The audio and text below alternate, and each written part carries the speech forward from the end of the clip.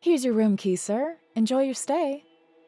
The receptionist extended the key to the guests, a young couple in their late 20s. Her eyes darted from one to the other, assessing their outfits to assess how well off they were.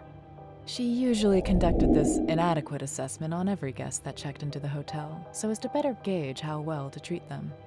While she got a few right, the wrong ones did not deter her from the habit. The two in front of her were casually dressed, in matching tees and jeans. These sorts of outfits were difficult for her to ascertain. The man smiled rather suggestively as he took the key from her. "Thank you.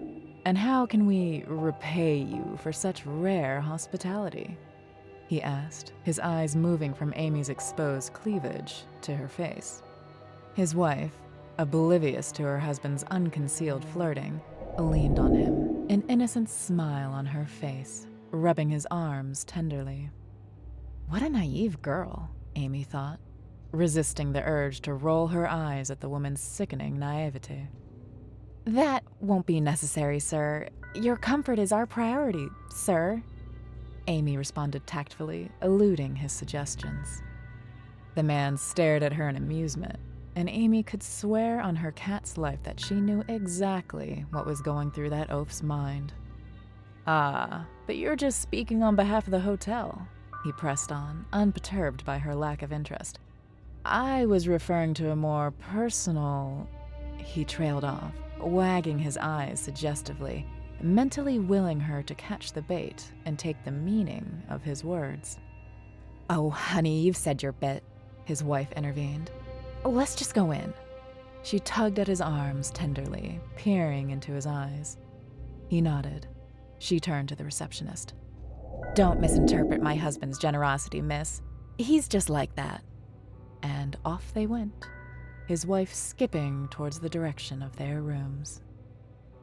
The receptionist glared at their departing backs in disgust before moving over to wipe the counter. The couple walked into the elevator, with eyebrows raised in surprise as a large woman wobbled out, almost running into them.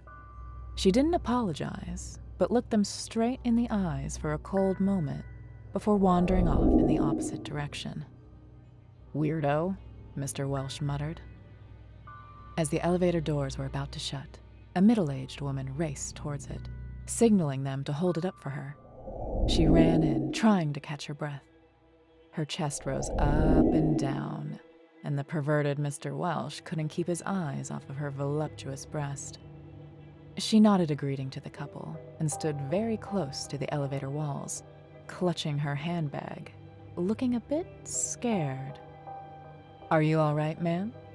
You seem to be shivering a bit there, and you look pale." The man gestured to her knuckles, which had turned white from her firm grip on her handbag. "Just claustrophobic," she responded, looking up at him shyly from behind thick lashes.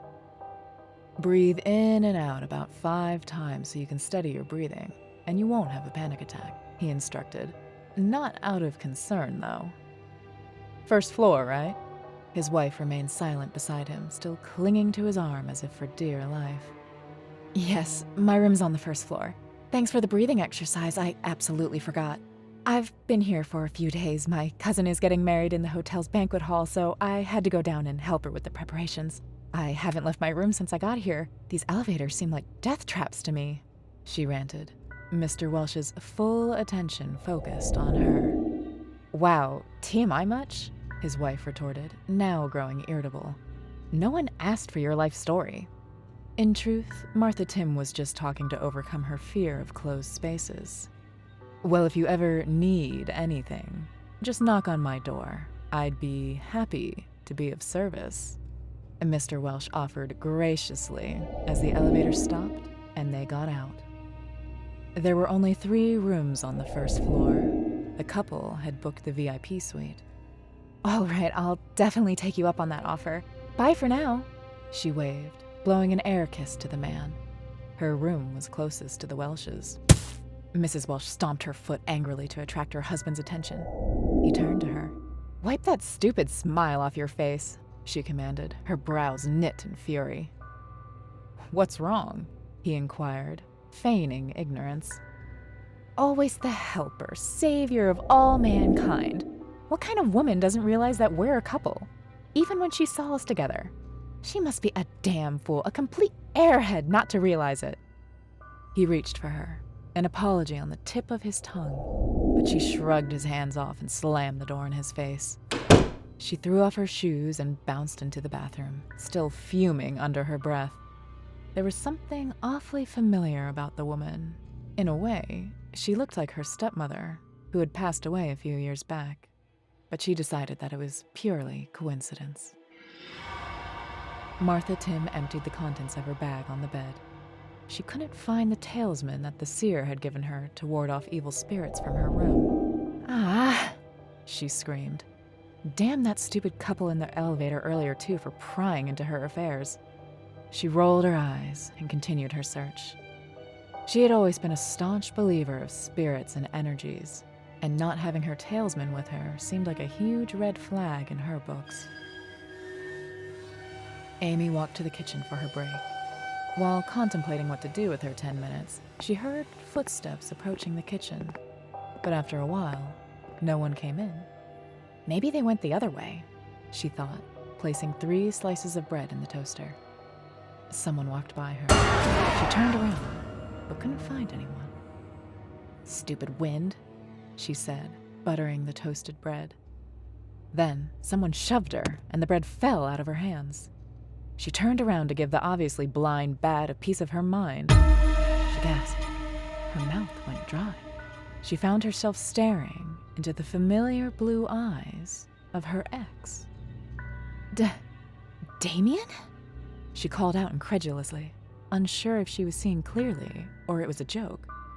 Hello, my love, he greeted with his signature warm smile. Let me help you with that. He bent down and picked up the bread off the floor. What are you? You're dead. You think so? I saw you die in that fire. You mean the fire you started? You thought you could run away from me, didn't ya? My sweet, sweet Irish rose. He grinned at her. The memories came rushing back to her. It was like she was reliving it all over again. The horrors of that night and everything she had endured in his hands. She stared at him in fear as he advanced towards her with a sick smile on his face. He was pale, and she could see the scars from the fire. You can't run away from me, Amy. Didn't anyone tell you? His voice sounded different as it echoed in her ears, making her scream. She covered her ears and was horrified when she saw her reflection on his chest. Blood had begun spurting out from everywhere on her face. Emily Welsh walked out of the toilet, still reeling from the events that had happened just moments ago. Her husband wasn't back to the room yet. Coward, she muttered. As she started undressing, she heard a rustle in the wardrobe. The wardrobe flung open, squeaking. She gasped. Daisy, sweetie, it's time for our little game.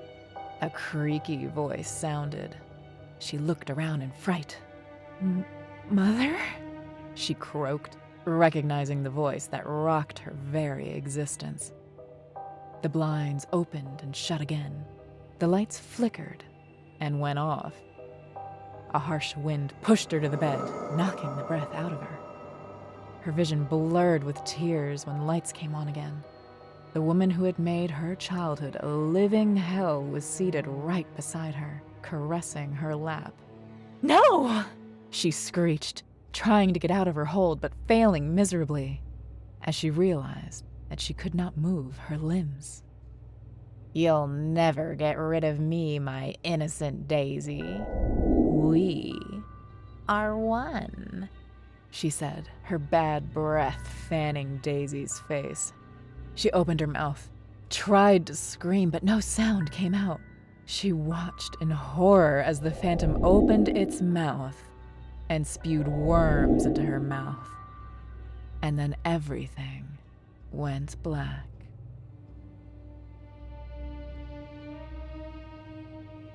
Martha had fallen asleep mid-thought.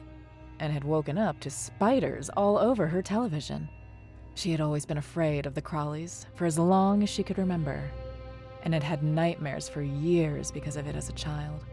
She sprang up and grabbed her flip-flops. Painstakingly, she swatted at them, but with each kill, a sharp pain wove into her chest, piercing deeper. Helplessly, she threw the sandals down. She looked in the direction of her window and found a dark figure standing there, smiling grimly. She screamed and ran to the door. There was no time to call the reception, and so she had to save her life the only way she could. She struggled to unlock the door, turning the lock outward, but it refused to budge. She rang the bell to alert the reliable bellhop Marcus. The dark figure had opened the window and climbed into the room. It was approaching her. She screamed, still leaning on the door. The door opened abruptly, and she fell down. "Sorry, ma'am." Marcus helped her to her feet. "You called urgently, ma'am?"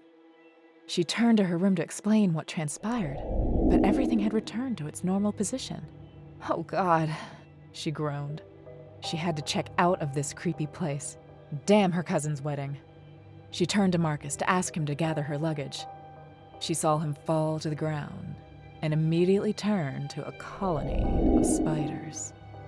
She screamed, and then everything went black.